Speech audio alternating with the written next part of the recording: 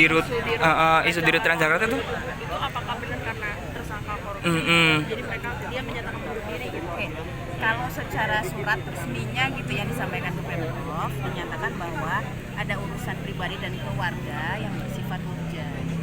Jadi itu yang disampaikan di surat resmi ya. Urusan keluarga ya, Bu? Ya, urusan keluarga dan pribadi yang bersifat urgent. Itu yang disampaikan di surat resmi seperti itu. Jadi kami ikutinnya surat resmi. Yang kemudian di besoknya atau besoknya lagi kemudian ada muncul penetapan tersebut ya kami tahunya surat resmi. Berarti dari Pemprov emang sebelumnya tidak mengetahui kalau beliau sudah menjadi tersangka sejak Februari ya, Bu? Enggak, kan prosesnya kami proses asesmen itu beberapa tahap sudah dimulai di akhir tahun lalu. Jadi memang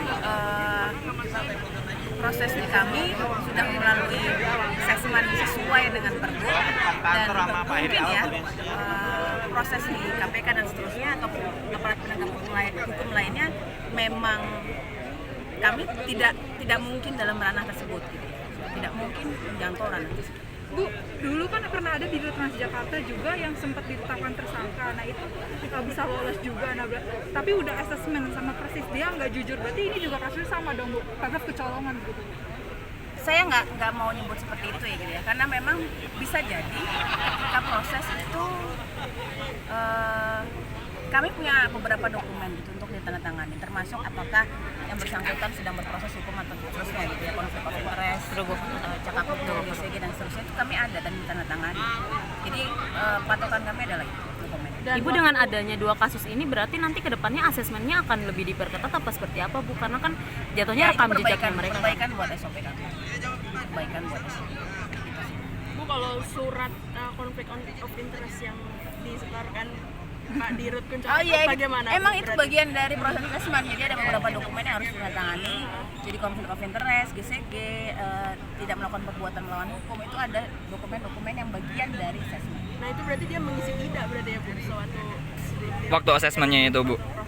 Iya, berarti kan tanda tangan kan? Iya. Ya udah. berarti nggak jujur gitu ya, Bu ya? Nah, saya nggak tahu kalau itu teman-teman sendiri lah. Nggak bisa. Kalau kami kan dokumen tertulis. Pencegahan luar negeri oleh Kementerian pada KPK kan sejak 10 Februari. Itu dari Pemprov sendiri tahunya sewaktu diumumkan.